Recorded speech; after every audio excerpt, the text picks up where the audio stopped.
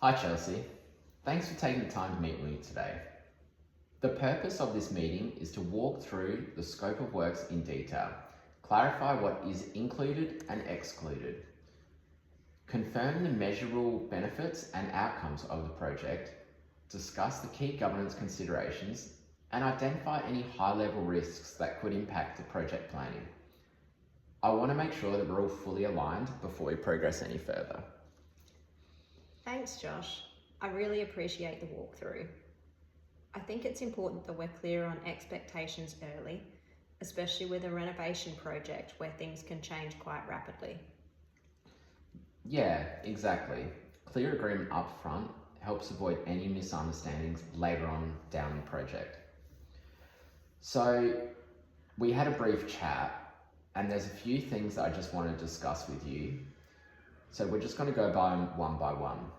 Number one, scope of works. What's in scope and out of scope? Starting with the scope of works.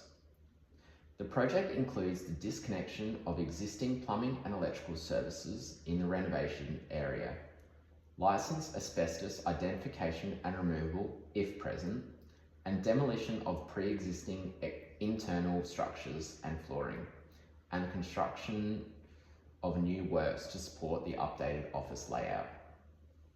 It also includes the installation of new cabinets and fixtures, followed by painting and flooring to complete the fit out. All works will be completed in line with approved drawings, safety requirements and compliance standards. So that covers the main renovation activities. Are there any limitations of the project that I need to be made aware of now?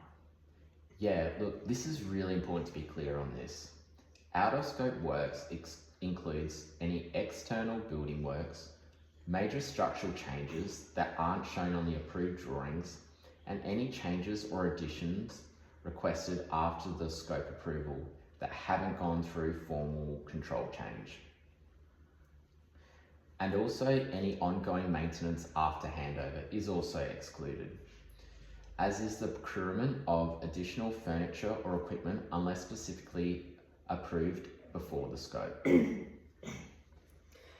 So if I were to change my mind and ask for layout changes or extra cabinetry during construction, none of that is covered? It's not automatically included? Yeah, look, that's correct. These changes would need to be assessed as scope changes. And how it's going to impact the costs and schedule. All of that needs to be approved before work can proceed. That's good to know, thanks for that. I agree that keeping boundaries clear and upfront is important. Yeah, that's exactly right. Item number 2, measurable project benefits, outcomes and outputs. Moving on to the benefits and outcomes. The key measurable benefits of the project include improving the functionality of the office space, better workflow efficiency, improved compliance with workplace health and safety, and accessibility requirements. We also want to allow for more natural light to be coming through, so then we're not using lights and we're reducing our carbon footprint. That's also really important to us. From a practical standpoint, we're aiming to reduce any further maintenance issues by upgrading the services and finishes. This will help eliminate any outgoing costs further down the track. That's a huge priority for us, thank you. Our current layout really isn't practical. Exactly.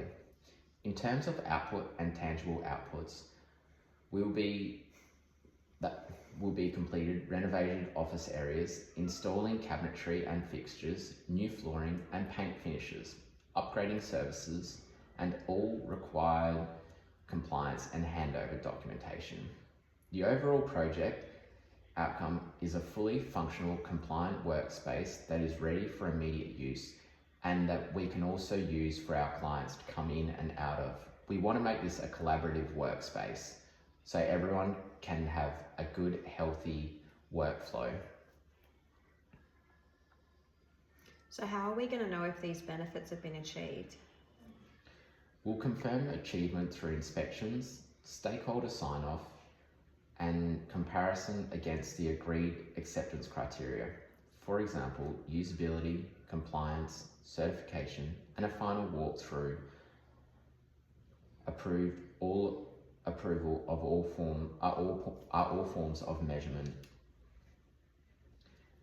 Item agenda number 3, key governance considerations. From a governance perspective, the project will operate under an approved governance plan.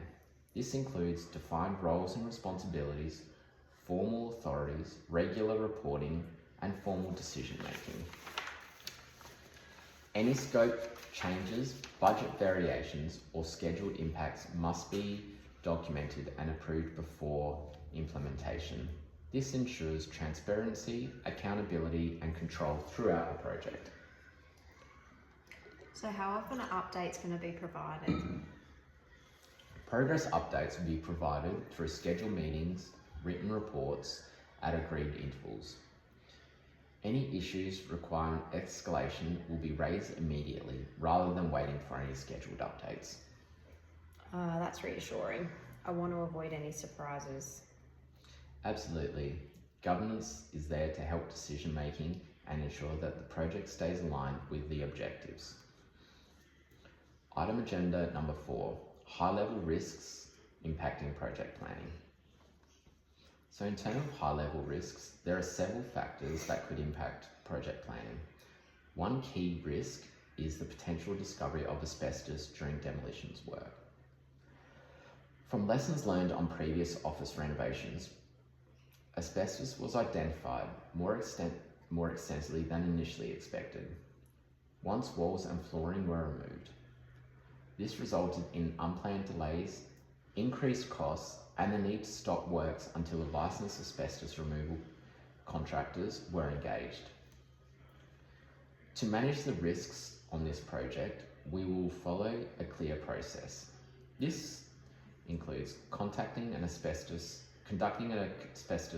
survey where possible, immediately stopping works in affected areas if asbestos is identified, engaging a licensed asbestos removalist, establishing an exclusion zone, completing air monitoring, and obtaining clearance certificate before works could resume. All asbestos related works will be managed in line with regulatory requirements and documentation throughout the governance and change process. That sounds very thorough. Are there any other hidden structural risks that I need to be made aware of? Yeah, look, there are. Another significant lesson learned from the previous project was the discovery of extensive white ant damage after demolition commenced. In that case, damage was only visible once the internal linings were removed, which required additional structural repairs and specialised treatment before the construction could continue. For this project, white ant damage we've identified as a high-level risk. If the damage is discovered, the process will involve engaging a qualified pest and structural specialist to assess the extent of the damage, implementing termite treatment, and completing any required structural works before proceeding. These works would be formally assessed, approved, and managed throughout the project's change and control and governance framework to minimise the disruption and maintain transparency.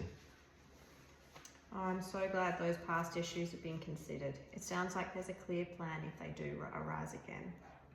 Yes, applying lessons learned helps us quickly respond and appropriately, rather than reacting under pressure.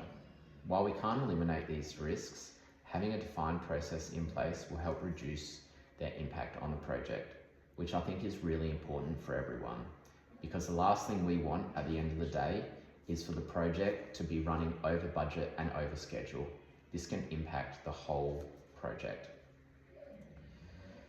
So before we close, is there anything you would like to clarify, or anything you feel like I haven't covered? No, I think you've covered everything clearly. I'm comfortable with the scope, governance approach, and risk management for this project.